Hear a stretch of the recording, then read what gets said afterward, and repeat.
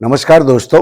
आज के metal series में मैं मेटल मर्क्यूरी के बारे में बताऊंगा और इस मेटल का क्या महत्व है ये इसके नामकरण से मालूम पड़ेगा कि हिंदी साहित्य में इसके बहुत ज़्यादा नाम हैं।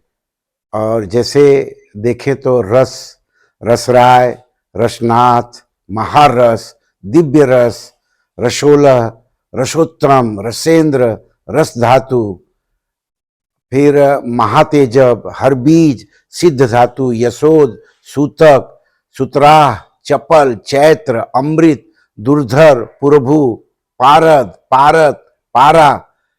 यही नहीं, भगवान के नाम पर इसका नाम शिवलिंग, शिव, लोकेश, रुद्रज और हरतेज भी रखा गया। तो समझ लीजिए कि पौराणिक ऐतिहासिक काल से इंडियन के लिए यह मेटल कितना महत्वपूर्ण रहा होगा, या इस मेटल पे इस पेनिनसुला में मेडिकल रिलेटेड और दूसरे रिलेटेड कितने काम हुए होंगे। तो दोस्तों, इस मेटल का साइंटिफिक नाम है मर्क्यूरी, जो रोमन गॉड ऑफ स्पीड के नाम से आया हुआ है, क्योंकि पुराने ज़माने में ग्रीक और रोमन सभ्यता में सातों ग्रहों के नाम मेटल के ऊपर से रखे गए थे और सिर्फ यही एक मेटल है जिसका आज भी इंग्लिश और बाकी साहित्य में मेटल के नाम पर इस ग्रह का रहा हुआ है। तो पुराने ज़माने में इसे एरिस्टोटल ने वाटर सिल्वर कहा था, इसे क्विक सिल्वर भी कहा जाता था। और ये Hg जो वर्ड है, ये वर्ड आया है हाइड्रोगिरम से, जिसमें हाइडोर का मतलब होता है वाटर और आर्गिरोस का मतलब होता है सिल्वर।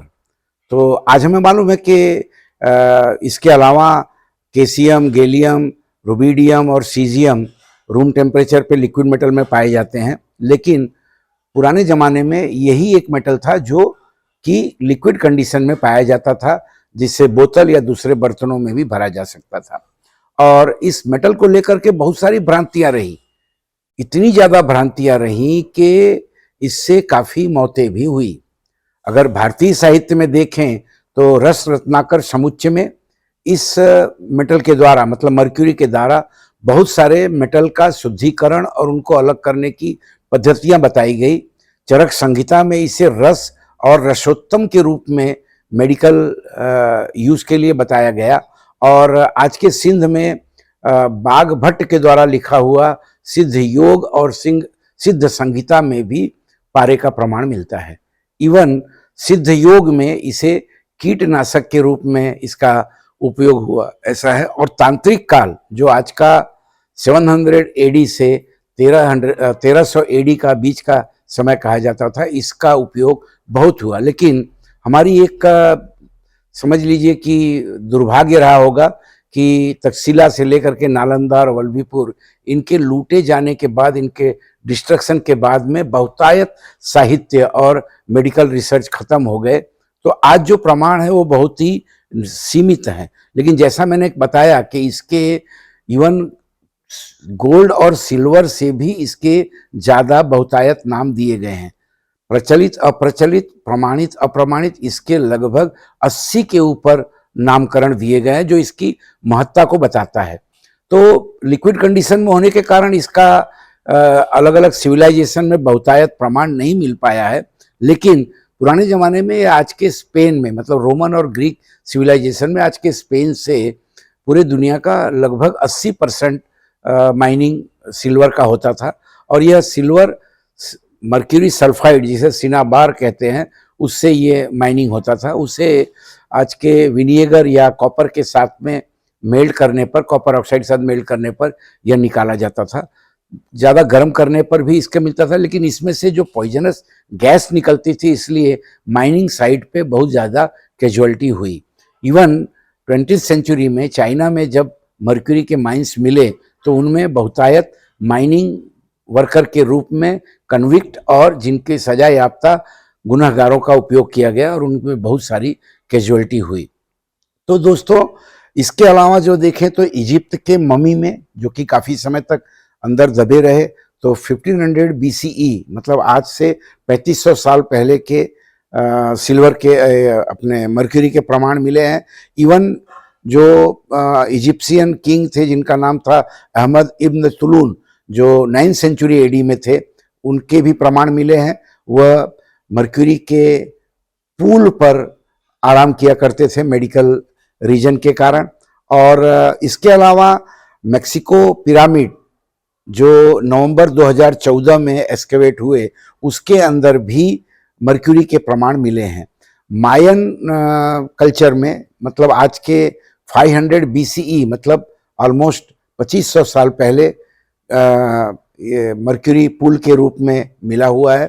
सॉलिड मर्क्यूरी जो है वह -39 डिग्री के आसपास पाया जाता है। उस कंडीशन में वह काफ़ी सॉफ्ट, मेलिएबल और डक्टाइल होता है। दोस्तों, इतना ज़्यादा डक्टाइल होता है कि इवन सिंपल नाइफ से इसको कट कर सकते हैं। इसके 7 पॉपुलर आइसोटॉप्स पाए गए हैं, जिसमें 202 मर्क्यूरी जो है वह स्टेबल फेस है, और 194 मर्क्यूरी जो है उसका हाफ लाइफ 444 ईयर्स मेजर किया गया है। उसके सामने जो 203 मर्क्यूरी है उसका हाफ लाइफ महज 47 डेज हैं, और बाकी के जो आइसोटॉप्स हैं उनके हाफ डे से लेकर के कुछ घंटों का ही उनकी हाफ लाइफ पाई गई है। तो दोस्तों, इसका बहुतायत में ब्लड प्रेशर मापने के उपयोग में नैनोमीटर, बैरोमीटर, प्रेशर मीटर, अपना वैक्यूम पंप, और आज के मर्क्यूरी जिसमें आर्गन गैस यूज़ किया जाता था, या अल्ट्रावायलेट रेडिएशन जनरेट करने के लिए ऑपरेशन थिएटर में ये सब बहुतायत यूज होते थे। इंडस्ट्रियल क्लोरीन गैस बनाने के लिए, कास्टिक सोडा के लिए, एस्टिक एसिड के लिए मर्क्यूरी का उपयोग होता है। वैसे सबसे पहला स्ट्रोंशियम, बेरियम और मैग्नीशियम का एमालगम जो है हम्फ्री डेवी, जो ब्रिटिश साइंटिस्ट थे, उन्होंने बनाया, और उसके जरिए बहुत सारे मेटल को डिजॉल्व करके वापस शुद्ध स्वरूप में मर्क्यूरी को इन्होंने रिकर किया, जो लेटर ऑन बहुत ही पॉपुलर ये रही। और इसे बहुतायत में सीडा बार, जैसे मैंने कहा कि हाइड्रोजन सल्फाइड जिसे कहते हैं, इवन पुराने ज़माने में इसे ऑइंटमेंट या स्किन केयर और इन सब के रूप में उपयोग किया जाता था, जो कि आज प्रमाणित है कि उसके कारण जो है बहुत सारी बीमारियां होती हैं। यह रसायन शास्त्रियों के लिए पिछले 3-4 हजार साल से कौतूहल का विषय रहा है।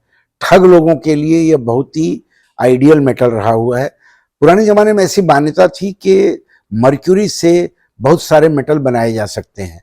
एक भ्रांति थी कि मर्क्यूरी से पारस पत्थर के द्वारा गोल्ड भी बनाया जा सकता है, और यूरोप में इसे फिलोसोफर स्टोन कहते हैं। लेकिन आज तक पारस पत्थर या फिलोसोफर स्टोन कहीं पाया नहीं गया है। यह एक मिथ है और इसके द्वारा सोना नहीं बनाया जा सकता। तो दोस्तों, इंडियन पेनिनसुला में भी काफ़ी रसायन शास्त्री और वैज्ञानिक इस पॉइजनस एक्सपेरिमेंटेशन में अपनी लाइफ गंवाए, इवन अंधे हो गए, और माइनिंग में जो हमने कैजुअलिटी देखा तो है डॉक्यूमेंटेड है कि 18th और 19th सेंचुरी में कुछ मुगल वैद्य और यूनानी हकीमों ने अंग्रेजों के सामने ये दावा किया था कि मर्क्यूरी से बनाए हुए जहर से वह अपने विरोधियों को या टारगेट किए हुए लोगों को कुछ सेकंड से लेकर के कुछ साल में मौत के घाट उतार सकते हैं। और इस मर्क्यूरी पॉइजन के कारण 18th और 19th सेंचुरी में काफ़ी ब्रिटिशर जो है सस्पिशियस कंडीशन में, जिसमें उनको